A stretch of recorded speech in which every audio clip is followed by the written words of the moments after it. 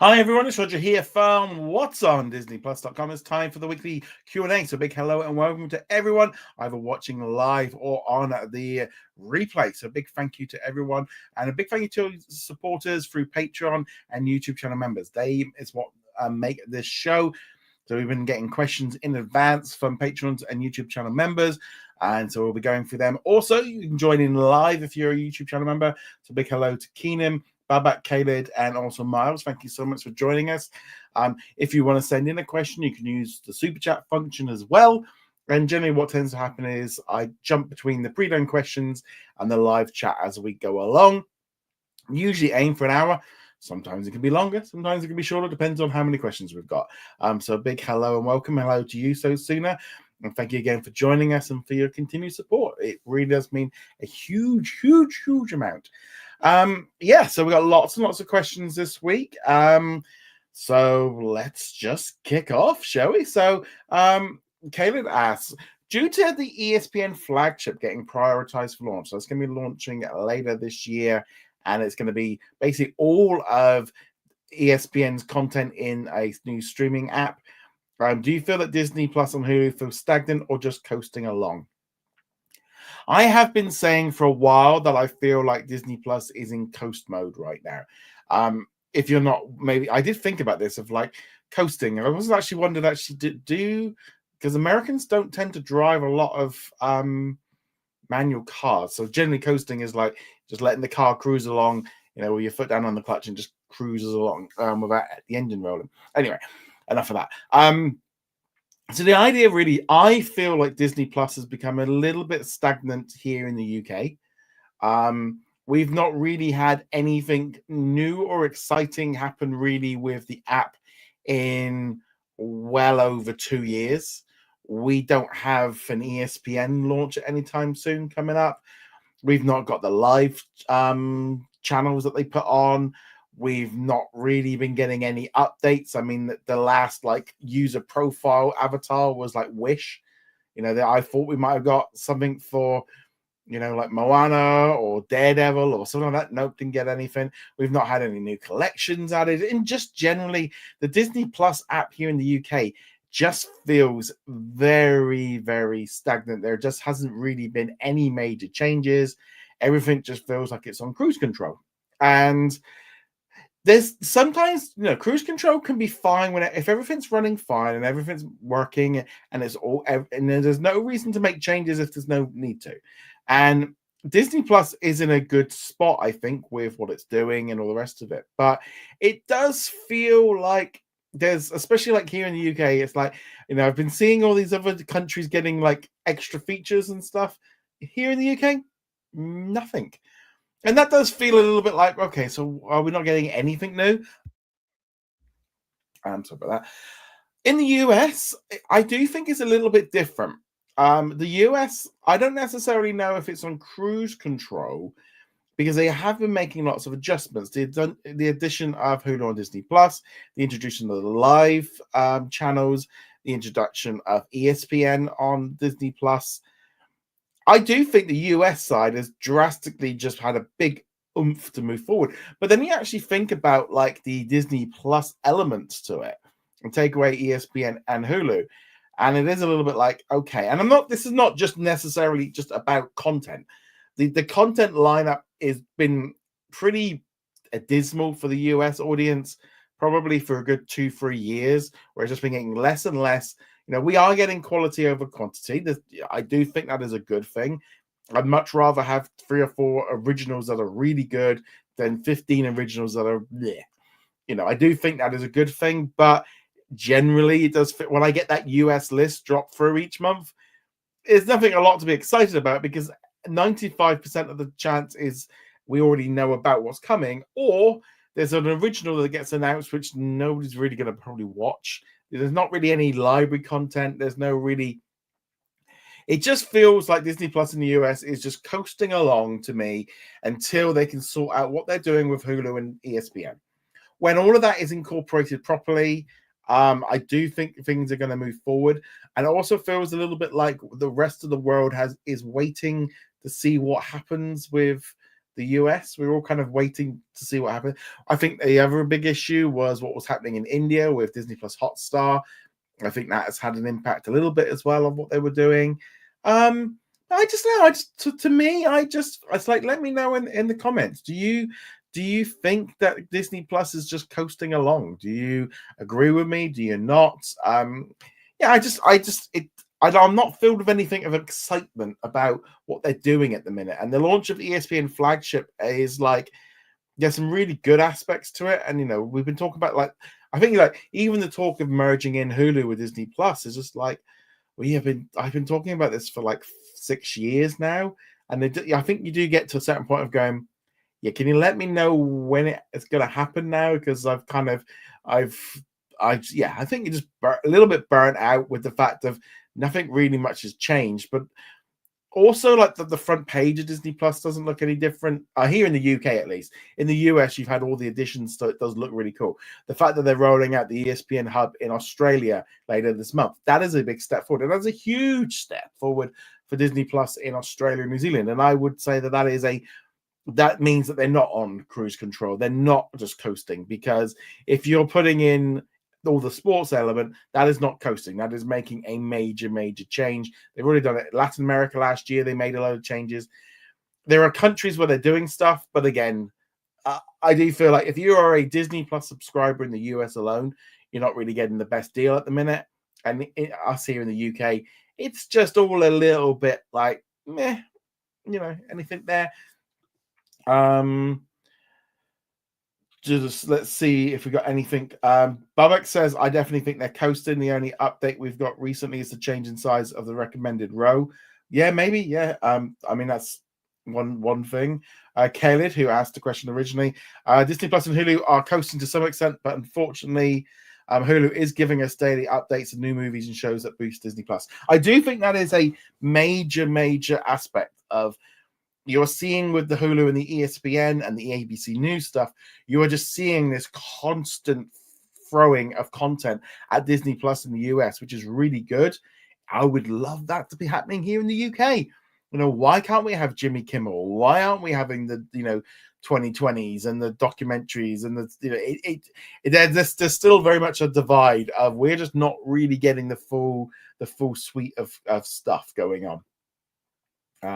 Dana replied, I saw your question there. I don't think Disney Plus is coasting. As you've been stating, it's quality over quantity, and you've been very vocal about the shows lately being better. I definitely think the shows have been a lot better. I do think the quality has improved, and I think it's going to get better as we move forward. And I do think that is good. And I think, but this is where I can kind of, in some ways, like, take away the content from the actual service.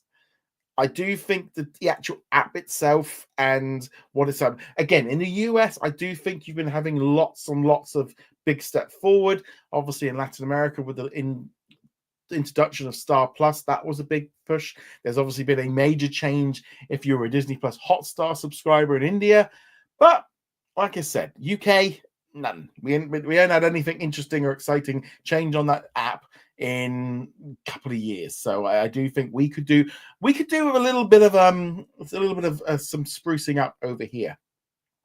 Right, let's carry on. Miles asks, what could the Disney animation as of yet untitled original film be about? I wouldn't even like to have a guess, because I think this one will be an original film, not a franchise. This could be something we've got no idea what this one's going to be. And I think that's not a bad thing. I think Disney are probably better off holding out to kind of get this thing going, maybe until next summer.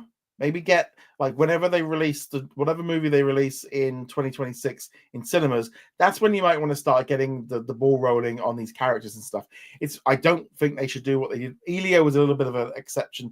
They kind of released a little bit too early. I think with these kind of movies, 3-4 months before is probably enough to start getting excitement going. If you start dropping stuff too soon, I don't know. I personally don't really see a lot of point of them dropping like a trailer this summer or a teaser trailer. Like if it's not coming out until November 2026. Yeah, I think summer of 2026 is probably a good time to drop it. Then it says, also this was kind of interconnected with the title. He says, who's to say they aren't working on library projects to prepare for a full integration of Hulu and ESPN and a price hike that's full? LOL. That's why it's quality over quantity. I do think it's a kind of a weird one. Again, if we disconnect like the US situation, if you incorporate Hulu and Disney ESPN Flagship, that is going to be a major shakeup of the streaming service. I can't that's stressed enough. It is huge. It is a colossal change, but that's not being felt outside of countries as well, and that's kind of something to be aware of. I would say like Canada and so on, they're just pretty much in the same boat as us. We're not really having any major changes. I do think library content, this one's a strange one, and I really wish Disney did start using its library content more. It feels such a waste for them just to have all these movies and shows that they don't use, and they're not using their assets. They've got advantages over Netflix and Amazon of having all this history that I don't think they're using. But there is also that counter argument of, is this stuff actually going to be watched? But I would love them to, I would love them to kind of, now they're getting into this profitability kind of thing of going, like, we're going to set aside and start like challenge actually doing something with this. Unfortunately, given the fact that it's been a couple of years since we last saw any major library content really being added to Disney Plus, it feels like every summer we get like a little flux of a few shows with like the Muppet Show, Home Improvement, and then it kind of just fizzles, and you don't really get much more than that.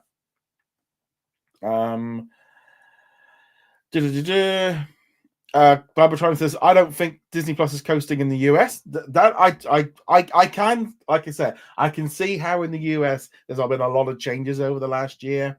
The one and only Tinkerbell says, I don't think Disney Plus is coasting. I don't need to be flooded with lots of new content. I can't even watch all the shows I'm interested in now. That's a good one with again, this is where I want to sort of look at this like from 2 points of view of the content side of things and the actual app and what it's offering. And like, again, I think there is a big shift between like US and international. I think the original stuff that we're getting now, it definitely feels stronger. And also when new stuff drops in, it feels like it gets a bit more presence and a little bit more advertising and all the rest of it. Yeah, I'm liking the fact that we're not getting all the filler like cake shows and stuff like that.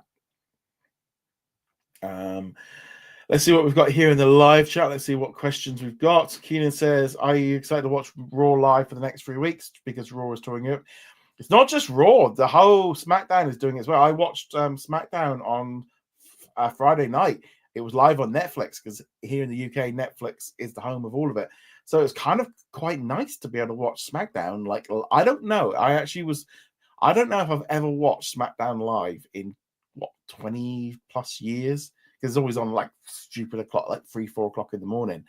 Yeah, it was quite fun watching it's going to be great the next few weeks. That's what they should do all the time. Don't bother going back to the US, just keep doing it in Europe. It'd be a lot better. Let's see what else we got. Ken said, according to Cord Cutter News, today marks the 45th years since closed captioning launched for television. Having captions definitely helps with low audio dialogue as well as foreign language. The time captions don't help after the news and sports. Then again, people watch the news and sports as background noise, so there's no need to read the captions. I definitely think like having subtitles is really good for people. Obviously, if you're hard of hearing, if you can't understand it, I always find it funny with like sometimes watching shows where they have like someone British or Scottish on an American show and they have to put subtitles on. Yeah, I think it's great from a accessibility point of view, so that people can watch it, etc. I think the news is always a little bit tricky because someone's having to type it it has to work a little bit different. I think AI is going to start making this a little bit quicker and changes and stuff. But I think it's great for accessibility point of view. I don't tend to like having subtitles on if I find them a distraction. If I'm watching something with them on.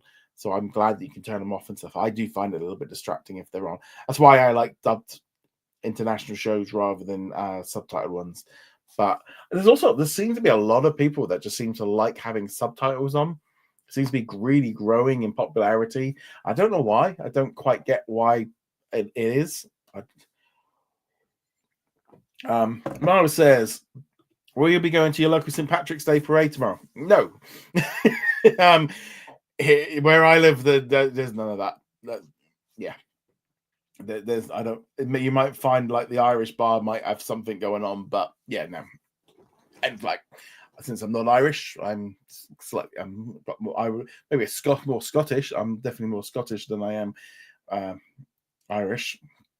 Maya says, do you think that Paramount Skydance merger will help the modernize and revitalize Paramount as a studio and a company? Yeah, I think they need it. I think they need a little bit of a updated one. I think that one might be something on a Niffet one. Ricardo says, I noticed that 20th Century name appeared on the trailer for Fantastic Four First Steps. Do they need to put it in because they purchased the movies first, or maybe multiverse characters could appear? It could be due to multiverse, or there might just be some weird contracts that technically 20th Century have the rights to it. Who knows? There must be some legal thing for it, and it does seem a bit odd. Knox says, I always turn on subtitles on a while if I'm watching movies or TV shows. Sometimes the background noise may be too loud. Yeah, I mean, I could see that being an issue. Keenan says, does Disney making the Oswald series impact the loss of the rights to Mickey Mouse and Winnie the Pooh, where any studio can recreate the characters? Well, Oswald's public domain as well, so it doesn't really make a lot of difference. I think it's more about if they keep using the character and keep changing it. So if they take Oswald and like modernize him, then they would the trademarks are different to copyright, I believe. So they need to keep making projects with the brands and the franchise in order to hold some like legal issues. So public domain is a very complicated thing. Trademarks and stuff can work differently. It's like with Winnie the Pooh. I think with Winnie the Pooh, you can't at the minute, like you couldn't draw, if you tried to sell like a Winnie the Pooh story, he can't have a red t-shirt. You can't have Piglet. I don't think Eeyore you could do. I don't think you can do Eeyore or Tigger because they aren't public domain yet. Like the music, certain things are still trademarked. That's why they keep modernizing and keeping things going. But also people associate those characters. But yeah, things are going to, a lot of characters in the next 20, 30 years, we're going to see a lot of characters. And we're going to start getting into soon, not far off, some of the big superheroes, Batman, Superman, Captain America, are all going to start going into public domain. So things are going to be very interesting with all of this stuff. But again, it's like with Batman, you can only do the Batman. It's like saying even Mickey Mouse, they can only do the Mickey Mouse and the stuff that's in public domain. So if he's got red shorts or yellow, like that new version of Mickey Mouse that they did for the, that style is going to be copyrighted for 90 plus years yet. Miles says, when could Disney complete its purchase of Comcast's remaining stake in Hulu this year? Who knows? I think this was a really strange one. Now, I do think, so this coming week, we have got the annual shareholders meeting. So if they were, this could be something that gets dropped. I don't think we're going to get a big press announcement about it. I don't think they're going to do that. It might just be something that they drop. Yeah, I mean, it could happen any day, but I'm not necessarily expecting a big press announcement saying they've completed. I think you might just start seeing a shift in what they do. I still have this, like, my spider sense is like thinking that when ESPN Flagship launches, that could be the point where they pull the trigger on like a massive reshake and like rejig, where Hulu and Disney Plus like merge, and then you get ESPN merges with. I think like streamlining everything with the launch of ESPN Flagship could be something that would make sense, maybe. Keenan says, I heard rumors that Disney is considering reviving hand-drawn animations. Do you think it's a good idea? I mean, I love the idea of 2D animation. Let's not kid us. They're probably not going to do hand-drawn. It's still going to have some computer elements. They're going to use technology to speed it up. They're not going to do it the same way that they made Snow White or Cinderella. They are going to use modern technology to do it. I think it would be good if they did. I think it would be a bit of a refreshing change. But the question is, and I think there's that big issue of, are modern kids going to accept it? Because they've grown up with, we've just seen over the, I would say the last 20 years, since really Toy Story, and then since then, we have just seen this shift that kind of all animation has moved to this like 3D thing. And I think it would be nice as well if Disney and even Pixar in some respect kind of mixed up their art styles a little bit, because sometimes they all do look very similar when they are like, I think they could do with like jigging out. I mean, I'd love to see a return of like 2D animation. I think Wish would have been really good as a 2D animation, and they actually embrace that 100% of that history. Barbatroni says, why do you think Disney will make flagship features for free for cable subscribers? Ultimately, because they're paying for it. They're going to want you to be, because essentially by the sounds of it, ESPN Flagship will be included with, if you're on a sports bundle, because you're paying for it, and it's a selling point for cable. And I think we are getting to that point of cable and streaming are going to become so intertwined that they just want to lock you in and get you into a contract. But also there's that thing of like, well, if you're paying for it on linear, why? But I can get it on streaming. Is there any benefit? Well, as if you're thinking, whoa, if I get this cable bundle, I get like ESPN and I get all these other things. Oh, I'll just have that, and I still get access to it. I think it's a selling point really to keep linear going, and people. There's still a lot of people that like watching linear television and like the habit that they've got and like the technology and stuff. So yeah.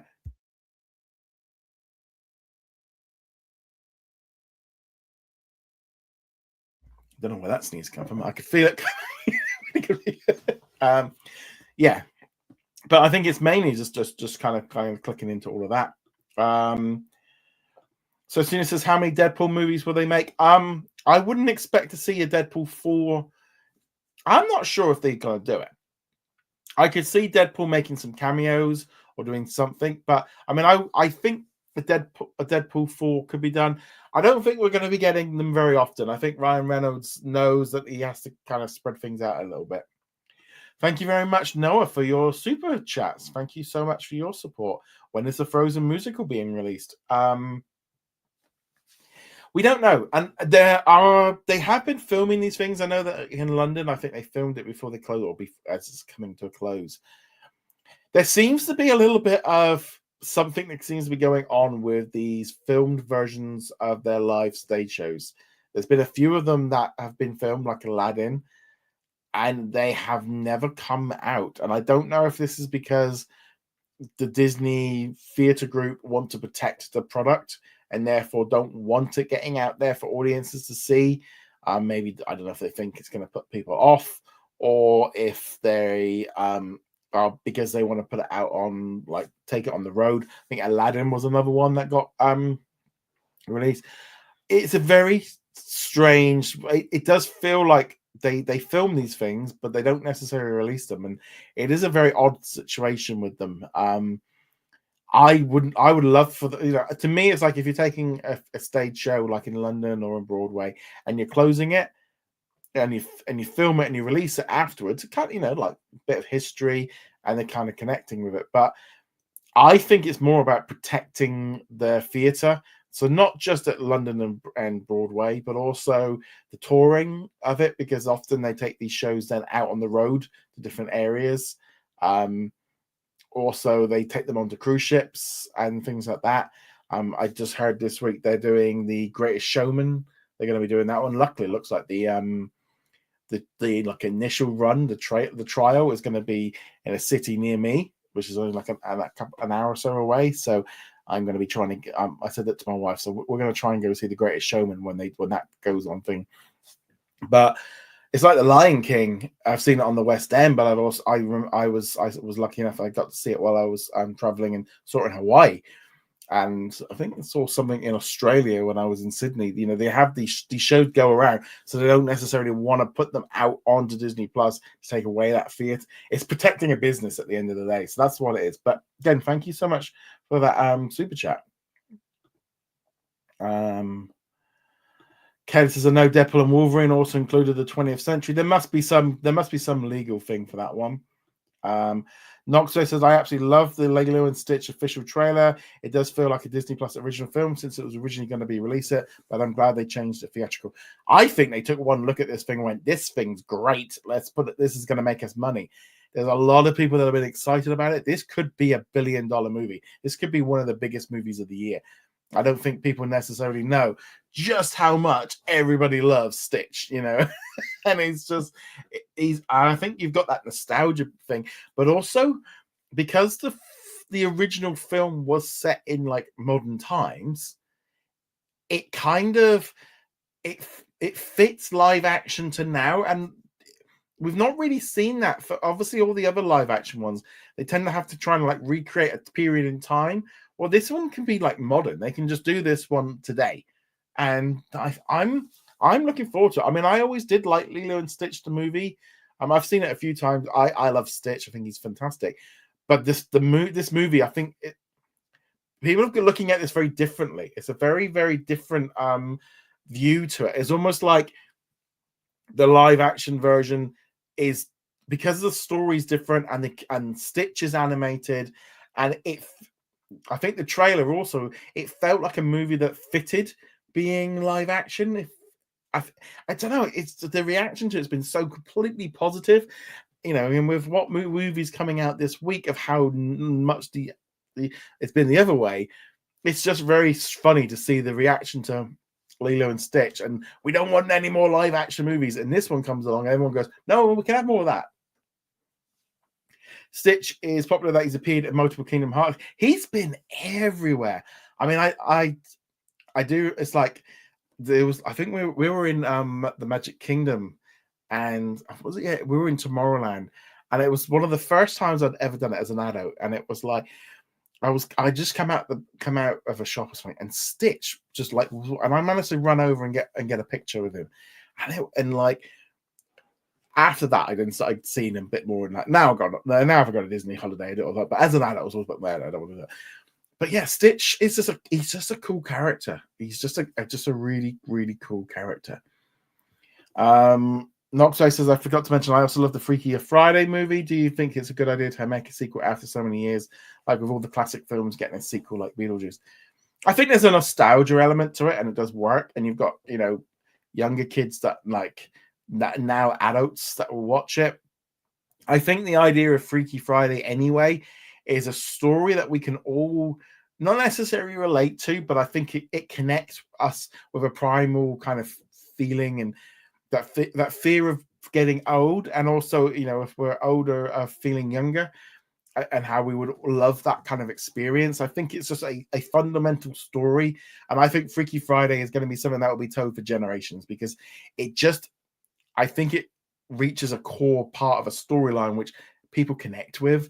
And I think this one does connect, and bringing it back, and they're obviously mixing in it now with four of them all changing. So that'll make it feel a little bit fresher. It's not just those two changing. You've got the grandkids and stepdaughter and stuff, and doing all of that, I think is going to be fun. I mean, this probably is not going to be a $1 billion movie, but this is probably a movie that they made really, really cheap, and therefore if it hit like 200-300 million would make them a major profit. Okay, so do you like Freaky Fridays coming out, since it was made with a small budget and fits with the Eisner model of singles and doubles? It just makes so much sense. It does. And this is a movie that, like, put it out in cinemas, make 100, 200, 300 million on it, and then put it to streaming. Just makes sense.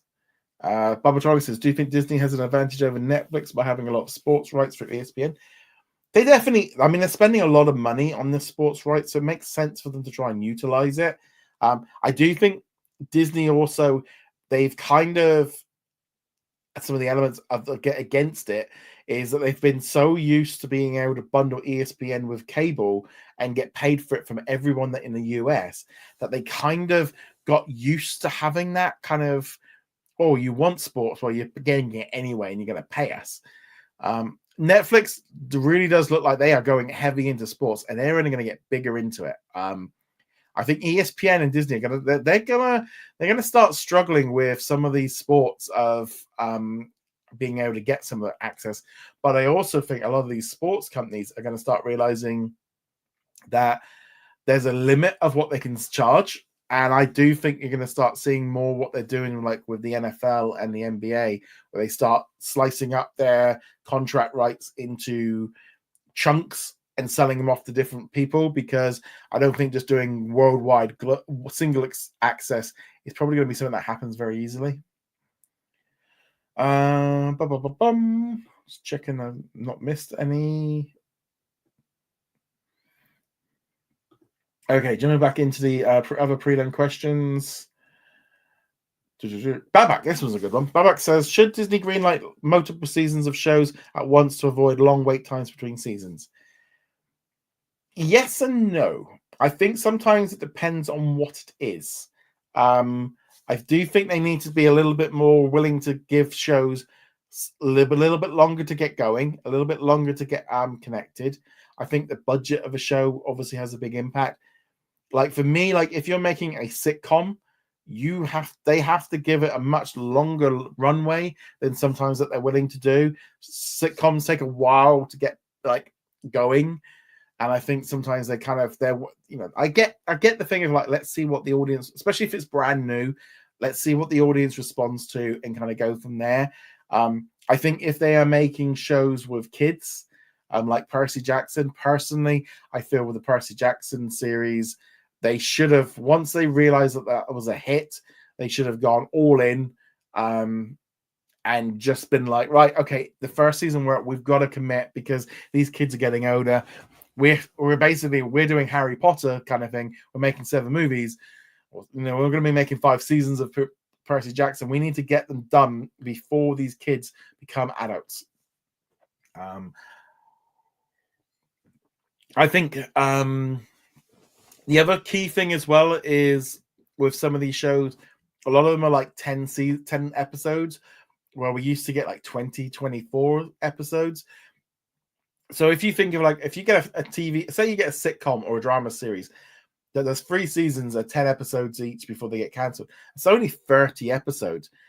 Compare that to the 90s, where most of the seasons were like 20 plus episodes. So we're getting a lot less. I do feel like some of these shows, it's like, and if they feel that it's good enough while it's in development and it's working, get it out there that they're giving, and just get those things filming so they can start getting out yearly.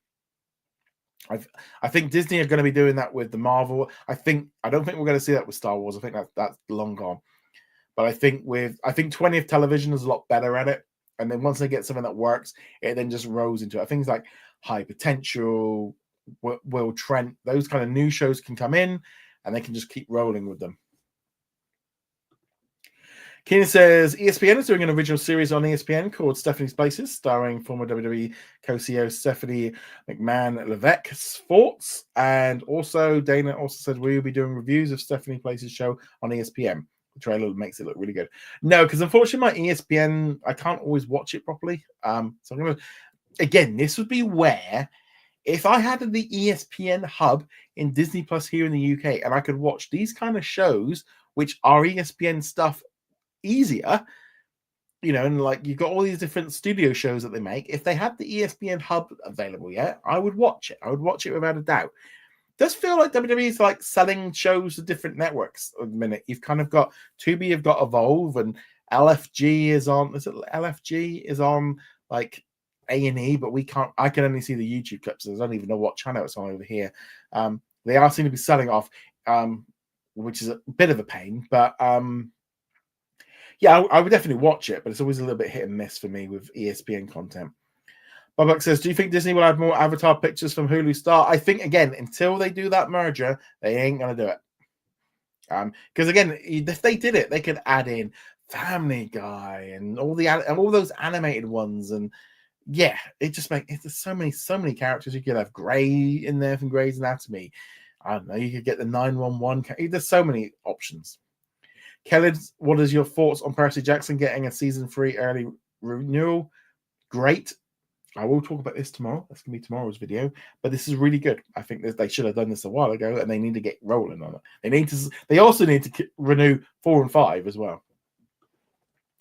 Mahmoud says, how many people internationally boycotting, or with many people internationally now boycotting US companies and products due to actions of the US government, do you think this will hurt internationally? And this was to do with not just movies, products, theme parks, cruises, etc. So let's get, obviously I'm outside of the US. So, all these tariffs, they're impacting here in the UK, they're impacting Europe, Australia, Canada, Mexico, all over the place. So let's just getting away from the political side of things. This is going to have a ripple effect across the whole world, and you are going to see different reactions for it. So first off, from a consumer's point of view, let's talk boycotts first. There are some people that are going to boycott American products, but sometimes a lot of these boycotts don't really come to much, and sometimes they can do. We're seeing definitely, and sometimes it's not even just a like when we talk about boycotts and stuff, sometimes it's just a choice.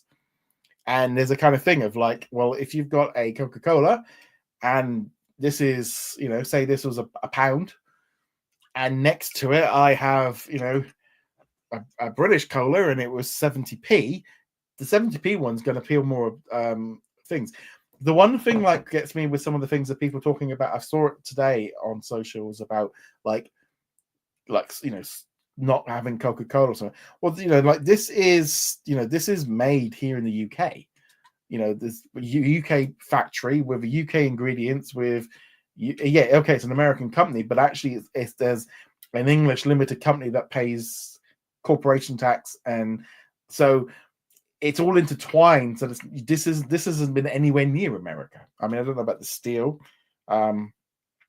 but I would imagine it's probably not. I can't quite see if it says anything on it, but nevertheless, this is an American product that is not made. It's might be an American brand, but it's not made in America. So that's obviously one thing. Now, so say for example, like Lorcana cards. There's been a worry about whether or not these are going to go in price. Well, they have a factory in America. They also have a factory in, I think it's Belgium, where all the European stuff is going to be made over here. So that's not necessarily going to impact on that. But, your normal kind of merchandise, these kind of things here, they're all going to be made in China. So they're not, like for me in the UK, we're probably not going to see much of a change. In the US, you probably will see a bigger change because that's going to be coming in with a tariff on, etc. So this is really going to hit Disney with merchandise, moving physical products around, physical equipment and stuff for the theme parks, anything that they need to import anything in. It is going to cost more. They can try and source some of it from their local places and stuff, but it's going to take time. It could take years. So it's going to be bumpy. I have heard of a lot of people that are like, yeah, I'm not, they're like, I'm not going to America right now. And that's happened last time. I've got friends as well that aren't going to Disney in Florida this year. Or next year they decided to go somewhere else. And I would say, if you're a Disney fan and you want to not go to America, go to Paris, go to Tokyo, go to Hong Kong, expand your horizons, do see something. You could say, well, don't go see Disney at all, but you still got all the cast members that are working there. They've all still got to work. There's the whole. It's a big global system. It's not quite as easy as it is. I think like people boycotting films, etc. At the end of the day, it's going to be a personal choice. I do think sometimes with boycotts, sometimes it can be a bit like, they might work for a few weeks and then they'll get bored of it, or something comes on that they want. I think there is going to be some financial things for Disney. I think it's going to be hitting every company. It's going to be hitting everyone. It's definitely going to hit in the parks because, if you say you're going to Walt Disney on your holiday, the food and merchandise are probably going to be more expensive moving forward. So there is going to be a problem for it. And it's impacting on us going into America as well, because then we're having to pay that fee when we're there, and suddenly it's already got really expensive to go to Florida and like LA and stuff. So there, I think there's no point, there's no doubt about it. It is going to impact it. As far as like how Disney Plus, I don't think it's necessarily going to impact us, because say, for example, Disney Plus here in the UK is operated by Disney UK, which is its own separate company.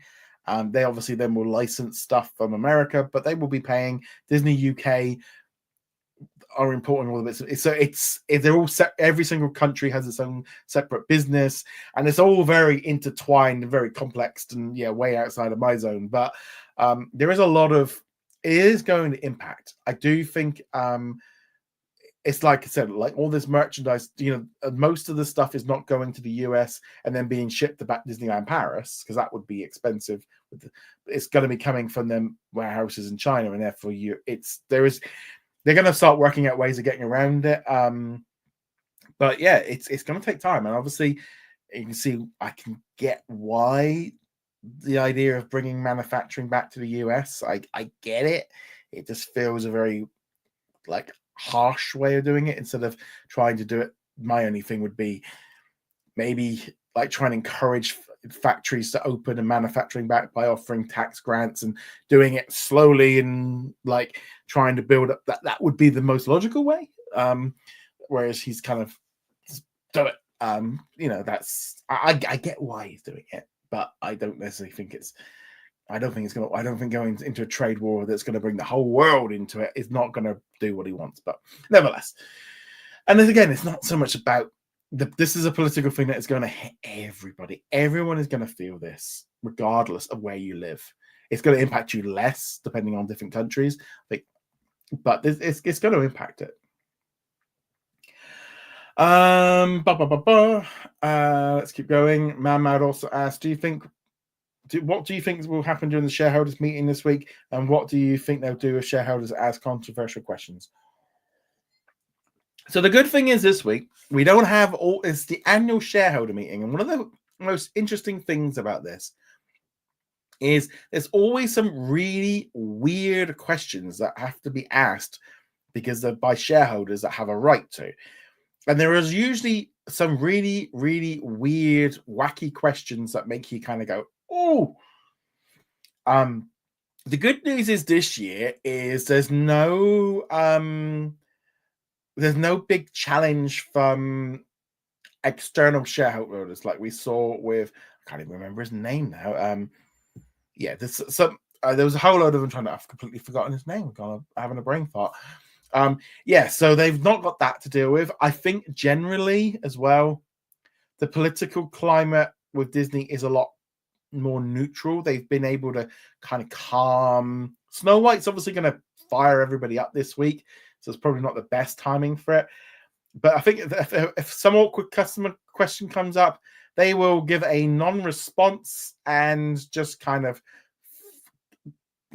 they'll let them have their 2 minutes or whatever they're allowed, and then they'll quickly go next.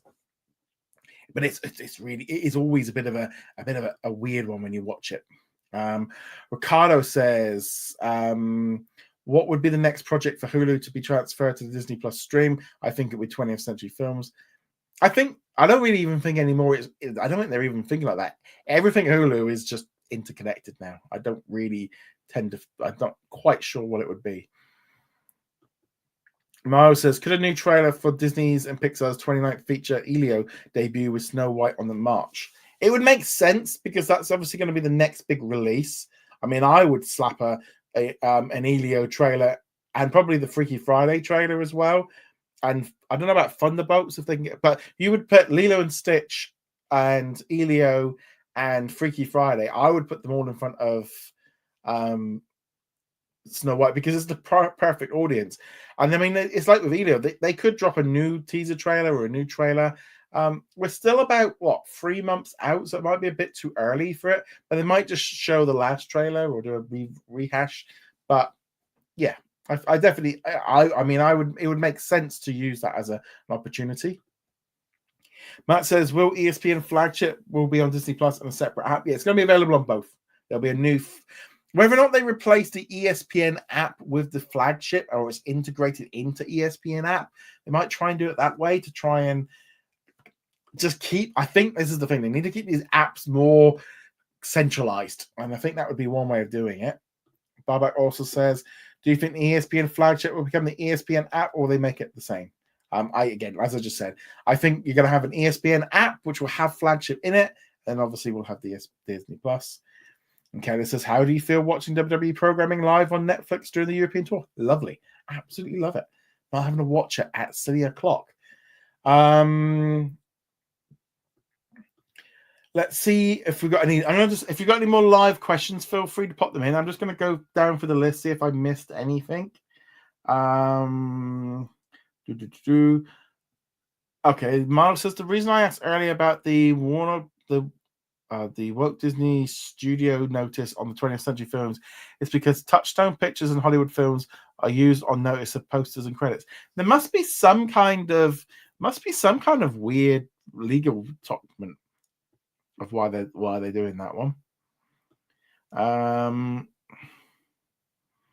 Let's see what we've got here. Oh, Miles says, do you think that Andrew Stanton's In the Blink of an Eye could premiere at the Cannes Film or Tribeca Festival? When's it coming out? When's that one? In a Blink of an Eye? Because that's set in the blink. And it's coming out this year. We haven't got a release date by the looks of it. Oh, it's going to be released on Hulu. So, I mean, it would make sense too if they could, especially if it's a bit of an indie darling. It makes sense to do like a screening there, because I don't think it makes a lot of sense to do like big blockbusters at those kind of events. But if it's a straight to streaming movie, it would make sense for them to do that to get a little bit of press. Maybe Tribeca more than Cannes, because it's probably cheaper to do it Tribeca. Depends on the time of the year. Baba Charlie says, do you think that Disney Plus original films would have done better in the movies? I think it depends on what they are. I mean, let's say, for example, this new Alexander's Bad Road Trip movie coming out this year or this month. I think a straight to streaming movie for that one is probably going to get more people to watch it. I don't necessarily think I think they could have put it in cinemas for a month or two and it could have made a bit of money, but it probably wouldn't have done a lot. And the trouble is as well with Disney is they could put a movie out like that and they could go like, right, it cost us 20 million to make and we're going to spend 20 million on advertising. So it's cost us 50 million to make. And we make, and they put it out in cinemas and it makes, I don't know, $150 million. So they make 50 million quid on it or dollars on it. And they go, right, okay. And then they put it on streaming and it's a big success. And they go, well, that kind of, it not only did it break even, but it made us a profit and it was a good solid movie. The press would be like, Disney movie flops because it didn't make $1 billion. It's like, yeah, but it never was going to. And there's this kind of weird thing of like putting these kind of lower budget movies. It's a bit. I mean, I do feel like it's like this Odessa movie that's coming out next week. I mean, you do kind of feel like, well, why not put it out in cinemas for a month? Why not give it a little bit of love? You can put it out in cinemas, let it. And then when it does drop onto Disney Plus, it means something a little bit more.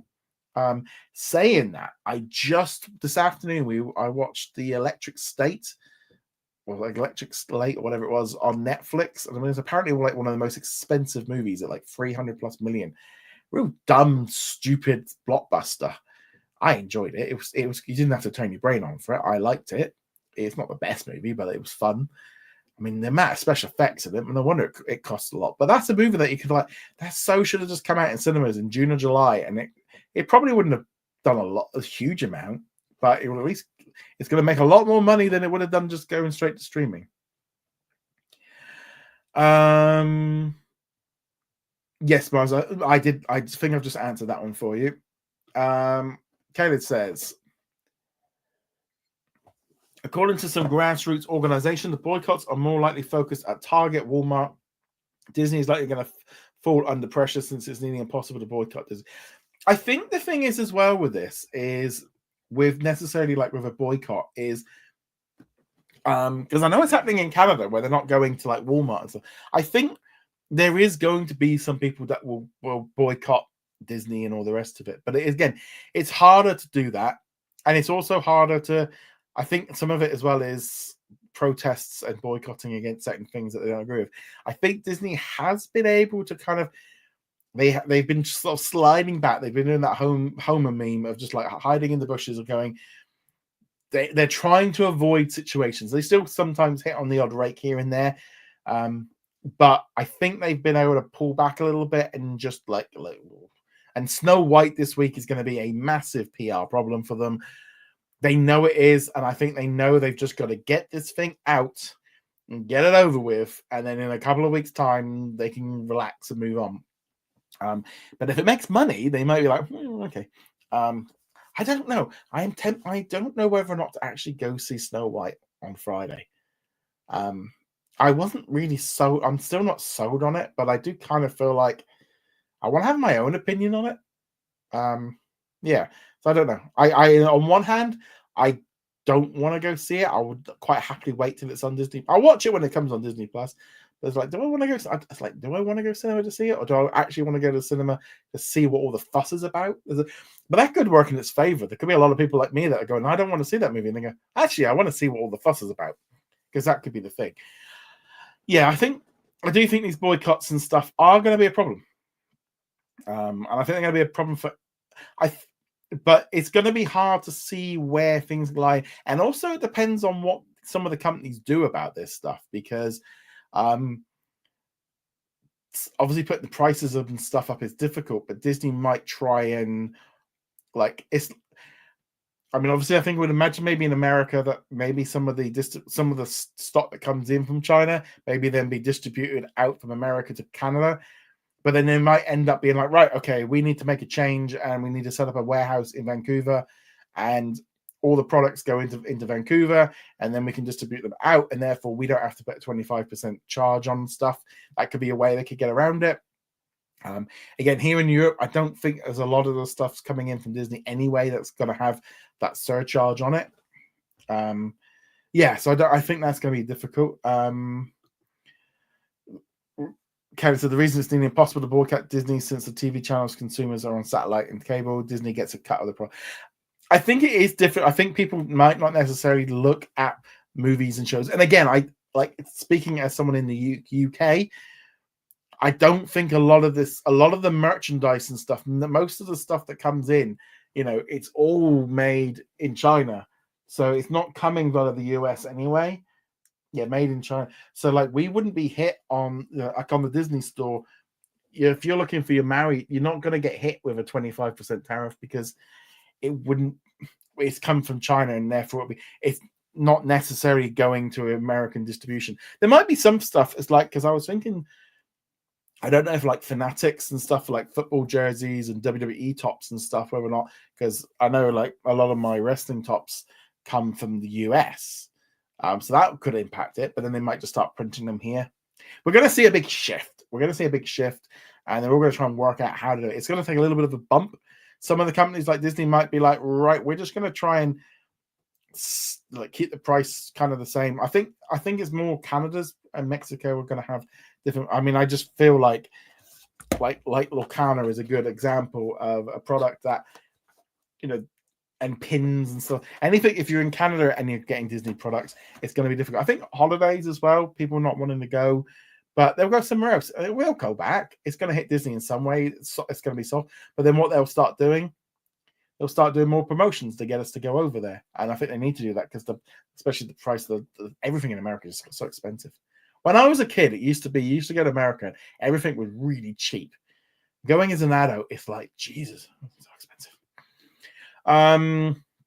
Noxo says, during the time which Disney Wish was released, a lot of people were refused to see it on the big screens due to a boycott situation and rather wait until they're released on digital. I think Wish was, again, it was a bit of a weird situation where it wasn't a bit of a political hoo-ha, but also Wish I thought was a real fun, easygoing movie, but it wasn't.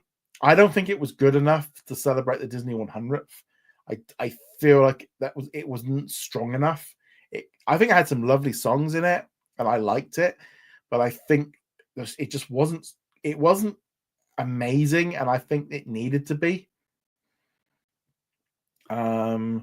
Okay, so I do remember reports like John's mentioned that ESPN app will get an overhaul to make way for Flagship. I hope Disney Plus also gets a UI. I think we're definitely going to see something for Disney Plus, and I think the ESPN app will get an update, and they'll kind of integrate Flagship into it. Knoxwave says, "Have you read any of the Disney book series? Mine is Disney's villains novels. I do remember seeing them in the supermarket. I think I've read quite a few like autobiographies, like the official ones. I've read quite a few of the Kingdom Keepers books. I remember reading them. Usually when I go on like vacation, if I've got some beach time or like downtime, usually I end up reading Star Wars novels. That's usually where I go to. I'll read a few Star Wars novels. I think I've also read like the Black Widow novel that came out a while ago. Yeah, so that's saying that last time I was on a holiday, I ended up reading a Warhammer novel because I just found I wanted something completely different. But usually, yeah, that's usually where I go to. Mark says, what are your thoughts on Miramax's Best Picture winners during Disney's ownership? The English Patient, Shakespeare in Love, Chicago, and No Country for Old Men. Chicago was okay. The others, I will be very honest with the stuff. There is one thing I despise more about when a British movie becomes so British that it becomes a stereotype for like American audiences, where like, oh, prim and proper, oh, jolly good, and all this. I'm like, well, that's not. I find it a bit like it's not really how I can't relate to it because it's like oh, prim and proper, yeah, like Shakespeare in Love. I've never seen it. Doing Shakespeare at school is I've not even watched it because I've got no interest in. Yeah, I think when that movie came out, when did Shakespeare in Love come out? I was probably about like 15. Shakespeare in Love. Oh, 1998. So I was like 17 when that movie came out, of which point I had no interest in a romantic movie. So like for me, the Miramax movies that came out during that time, Miramax movies 90s.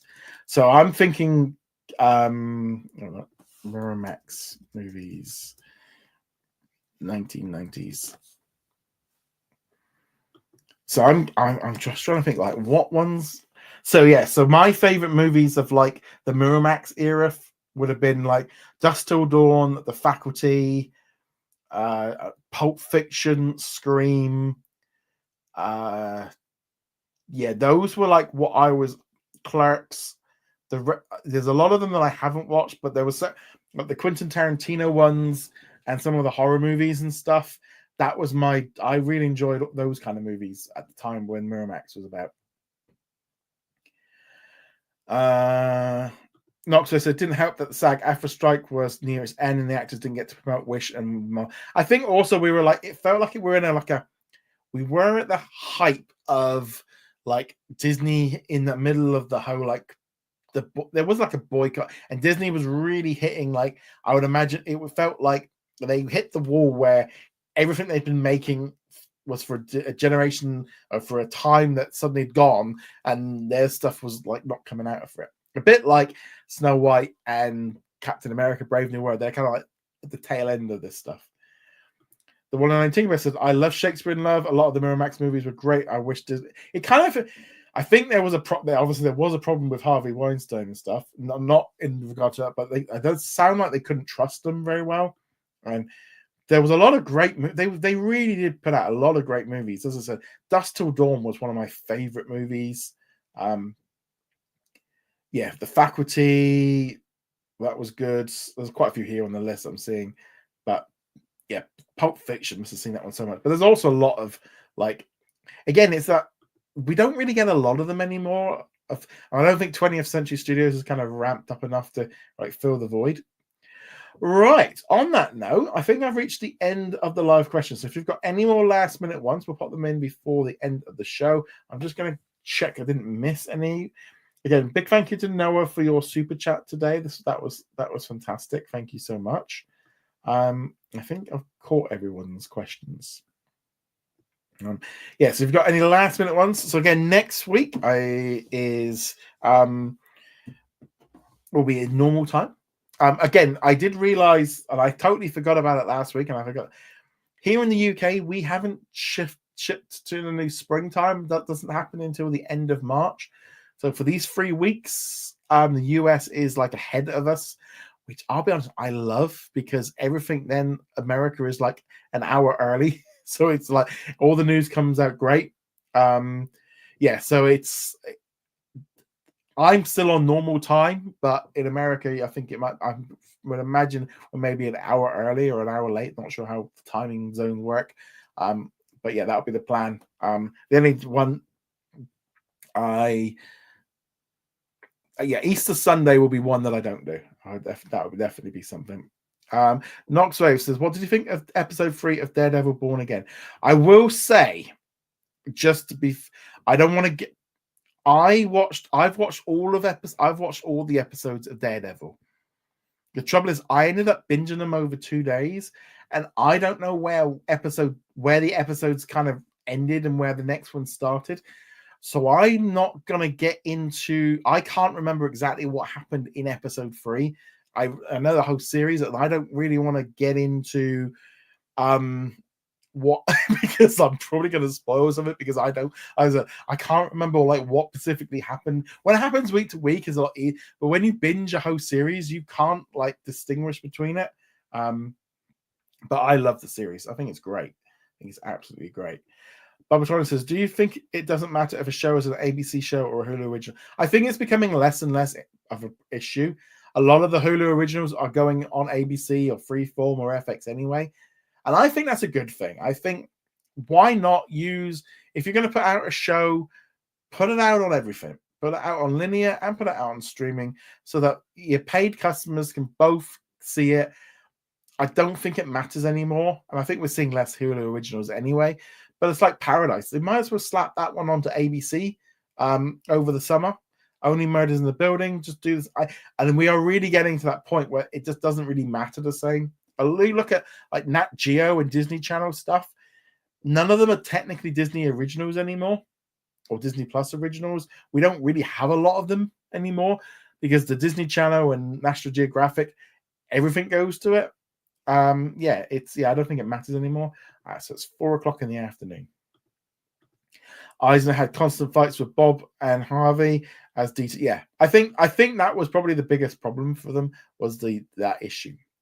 Right. On that note, guys, thank you very much for joining me. Again, I'll be back next week, at the same time. Big thanks to all the questions. Keep a lookout on Friday for a post asking for your questions.